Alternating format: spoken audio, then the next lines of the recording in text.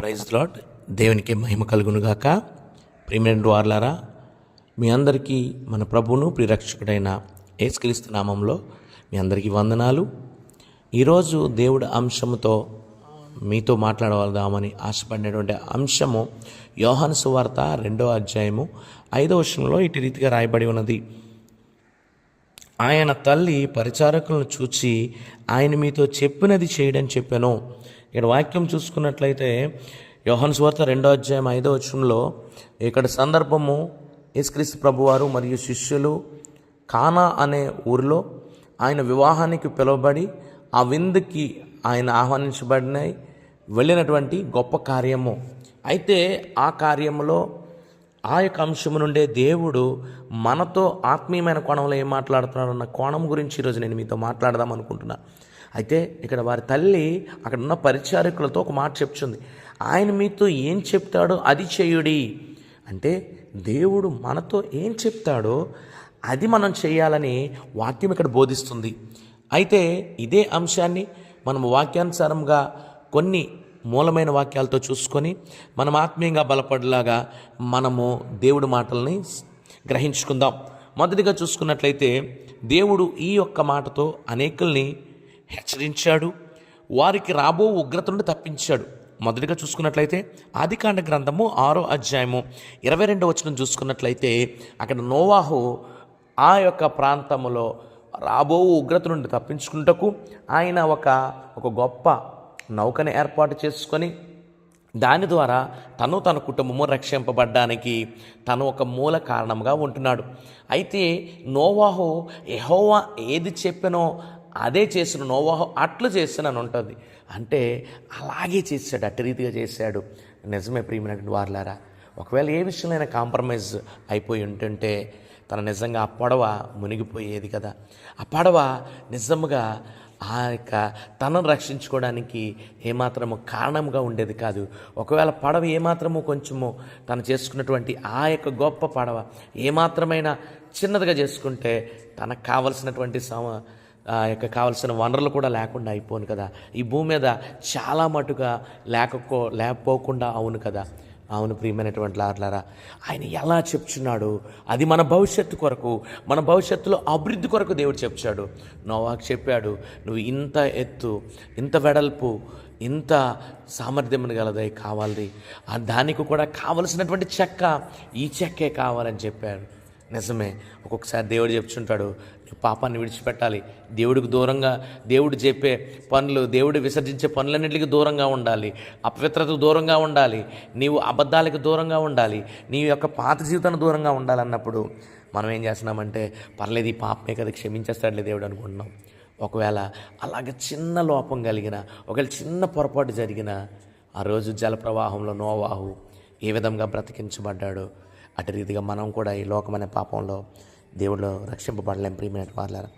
అలాగే చూసుకున్నట్లయితే రెండో వ్యక్తి చూసుకున్నట్లయితే ఆదికాండ గ్రంథం 22వ అధ్యాయం 16 నుండి 18వ వచనం దాకా ఉంది. అబ్రహాముని దేవుడు పిలిచి చెప్తున్నాడు, అయ్యా అబ్రహామా, నీకు నీ కుమారుడిని నాకు ఇవ్వు అని చెప్తున్నాడు. ప్రియమైన వాళ్ళారా, అక్కడ మనం చూసుకున్నట్లయితే అక్కడ అబ్రహాము తన కుమారుడిని ఇవ్వడానికి ఏమాత్రమూ వెనుదిరగలేదు. కానీ దేవుడు చెప్పిన రీతిగా తను చేసి తను దేవుడి దగ్గర మేలు పొందుకున్నాడు. నిజమే, ఒక్కొక్కసారి మనము నీ సమయాన్ని ఇవ్వు, నీకున్నది ఇవ్వు, నీ ఆస్తి ఇవ్వు, నీ ఉద్యోగాన్ని ఇవ్వు, నీకు కలిగింది ఏదైనా ఇవ్వు అంటే మనం ఏం చేస్తుంటామంటే అయ్యో దేవా నేను ఇవ్వలేను అంటుంటాం. మరి మనం అబ్రహాంలాగా దీవెనలు పొందుకోగలుగుతామా?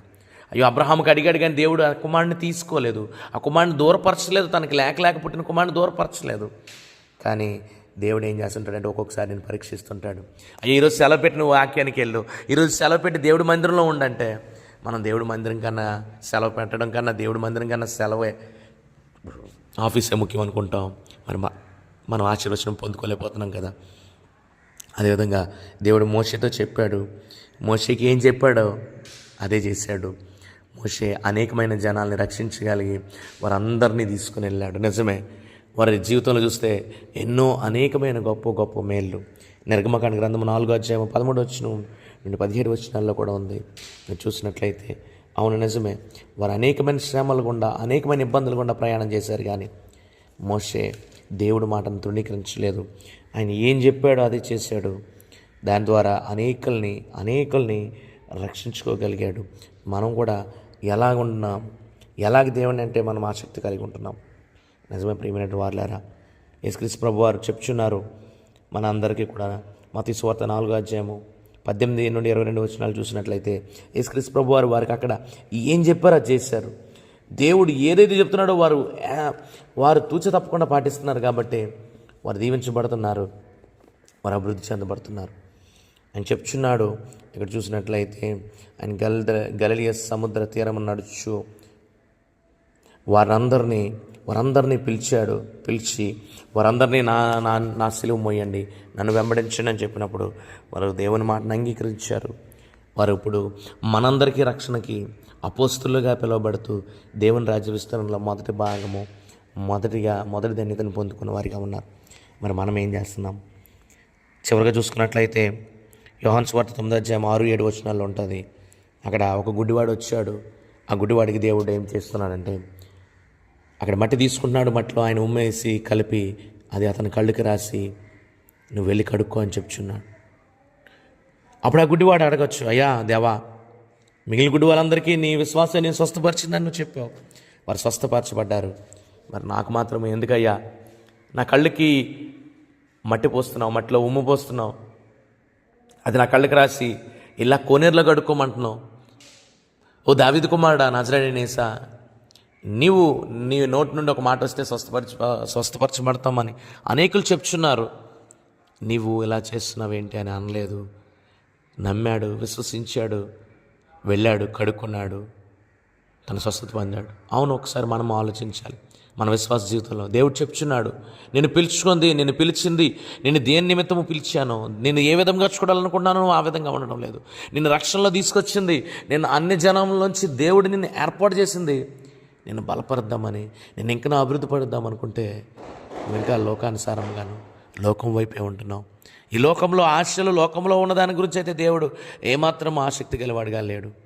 మరి నువ్వు దేని మీద ఆసక్తి గలవాడిగా ఉంటున్నావు? ఒకసారి ఆలోచించుకో. ఈరోజు దేవుడు ఏం చెప్తున్నాడంటే, మీతో చెప్పినది చేయుడి.